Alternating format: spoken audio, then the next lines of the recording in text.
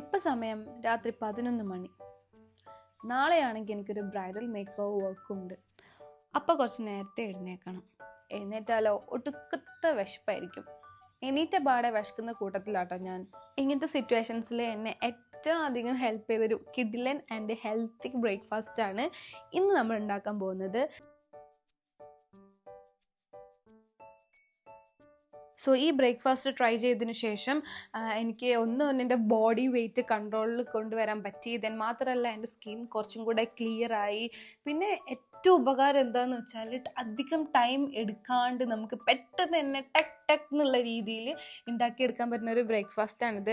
രാവിലെ നേരത്തെ എണീച്ച് ജോലിക്ക് പോകേണ്ടവർക്കും ടീച്ചേഴ്സിനും പിള്ളേർക്കും കോളേജ് സ്റ്റുഡൻസിനും ഹോസ്റ്റലേഴ്സിനും എല്ലാവർക്കും ട്രൈ ചെയ്യാൻ പറ്റുന്ന ഒരു കിഡിലൻ ബ്രേക്ക്ഫാസ്റ്റാണ്.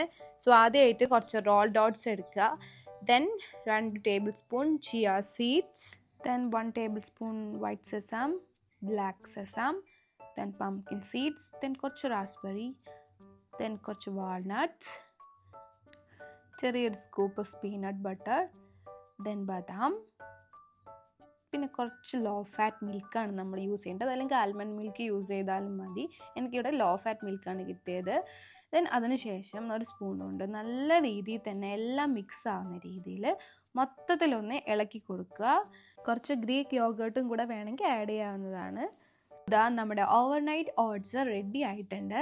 നല്ലോണം ഒന്ന് മിക്സ് ചെയ്ത് ഒരു 5 മണിക്കൂർ നമുക്ക് ഫ്രിഡ്ജിൽ വെക്കാം. ദെൻ മോർണിംഗ് എടുത്ത് നമുക്ക് ഇങ്ങനെ കഴിക്കാവുന്നതാണ്.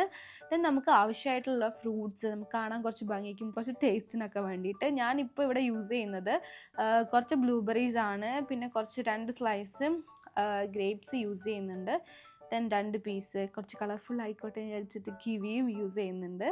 നമുക്ക് ഇഷ്ടമുള്ള ഫ്രൂട്ട്സ് യൂസ് ചെയ്യാം. അധികം ഷുഗർ കണ്ടൻ്റ് ഉള്ള ഫ്രൂട്ട്സ് യൂസ് ചെയ്യുന്നേ ഉള്ളൂ. ഇനി നമുക്ക് 2 സ്ലൈസ് ആപ്പിളും കൂടെ വെച്ച് കൊടുക്കാം.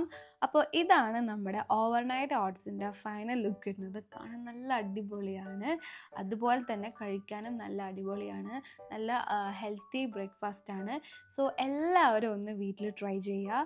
അതുപോലെ തന്നെ ഈ റെസിപ്പി ട്രൈ ചെയ്തതിന് ശേഷം ഇത് എങ്ങനെയുണ്ടെന്ന് മറക്കാണ്ടൊന്ന് കമൻറ്റ് ചെയ്യണം. സോ നമുക്കിനി ഇത് ഒരു 5 hours ഫ്രിഡ്ജിലെടുത്ത് വെക്കാം.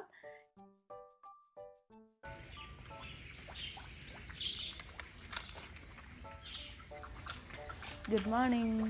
സോ നമുക്ക് നമ്മുടെ ഓവർനൈറ്റ് ഓട്സ് എടുക്കാനുള്ള സമയമായി.